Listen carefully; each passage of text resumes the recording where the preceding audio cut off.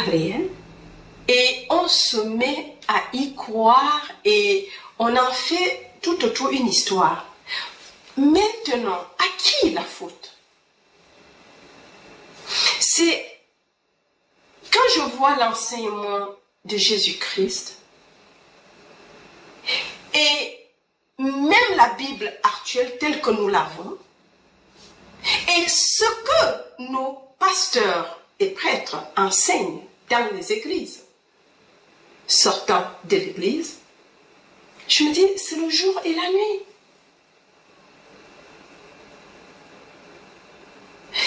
Dans l'église, tu entendras rarement les gens parler de la naissance d'en haut. C'est des choses qui passent inaperçues. C'est quoi être le Christ? Oui, en croyant en Jésus qui est mort sur la croix. Mais on n'est jamais allé en profondeur pour comprendre que, mais pourquoi ce que Jésus a fait? C'est pourquoi ce que ses disciples proches ont fait, nous ne le faisons pas aujourd'hui. Pourquoi ces choses sont parties? Et Jésus n'avait pas la Bible telle qu'elle est aujourd'hui. Il connaissait l'Ancien Testament et il connaissait les promesses, les prophètes. Mais on nous parle de l'enseignement des Esséniens, qu'il était essénien dans certaines découvertes de la mer morte. Mais même ce qui est écrit, en lisant seulement ce qui est écrit, nous devons être capables de laisser cet esprit qui est omniscient, omnipotent, omniprésent, l'unique, nous renseigner.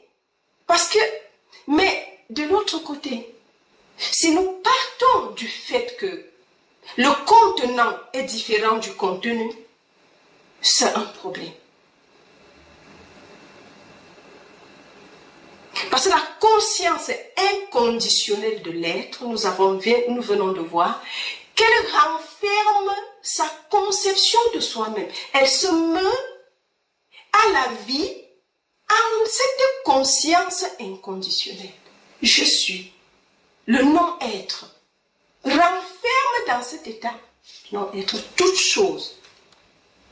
Les perceptions de soi. Il n'y a rien de dissocié en fait. Et ça, c'est déjà le message de l'absolu. C'est vrai que si nous lisons la Bible en tant qu'un pauvre païen et pécheur, bien que le message de la Bible, et c'est les pasteurs qui disent, vous les pécheurs, vous avez... Ils sont plus conscients du péché que de Jésus. Ils sont plus conscients du diable